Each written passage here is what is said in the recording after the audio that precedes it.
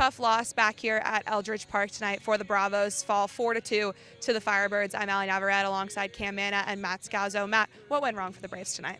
Well, the big thing when you look at the scoreboard, it's a close one, but Bourne left 10 runners on base. And when you think about it in that regard, there were so many opportunities for them to tie it in a 2-1 game. They brought it back to 3-2, and so many more opportunities there to tie it. There wasn't a single 1-2-3 inning for this Orleans pitching staff. There was a runner left on base in every single inning tonight for Bourne, and it's really reminiscing to what we saw in the early part of the season, where we saw a lot of runners left on base and a couple tight losses, and that's what we saw tonight. Very similar to the first meeting here at Eldridge Park.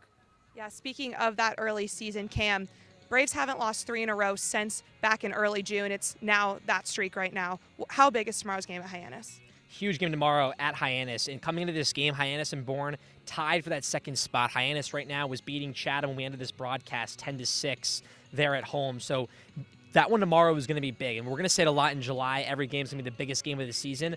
But tomorrow's game is going to be so big. And, you know, when we mentioned how close Hyannis and Bourne have played, the last time Bourne was at Hyannis, they lost their first game there, and Harbor Hawks came back and won that one. So Skylanders has talked about it too. Teams don't, good teams don't stay on losing streaks. And Bourne now on 2 in a row, not looking to lose 3 games in a row, and showing tomorrow that they don't want to have Hyannis run away with the division in that second spot. And the way that Falmouth is playing too, coming up to 3rd, if Bourne stays on this losing streak right now, they could kind of drop down to that last playoff spot in 4th.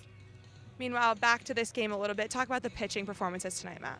Yeah, you look at it, and overall it's a solid pitching performance. Gabe Driscoll got his first star on the mound. He has one hit they'd like to have back, and it was a 2-run home run from Henry Hunter in the 3rd inning. He'd love to have that pitch back. But other than that, he was great. 5 strikeouts for him, went 5 in the 3rd inning, and then he gave out to Matthew Taubensee. It was the first time we've seen him at North Greenville, and he went 2 2/3. It was really solid baseball for him as well, and just a couple hits that didn't go his way. The one that had a couple in the 8th that eventually brought in a run for one of those hits. One of those runners came in to score, but it was just 2 hits that had eyes up the middle, and they were soft contact ground balls. So for him, first appearance we saw from him, really nice to see from him out of the bullpen. Like Cam said, huge meeting at Hyannis tomorrow night.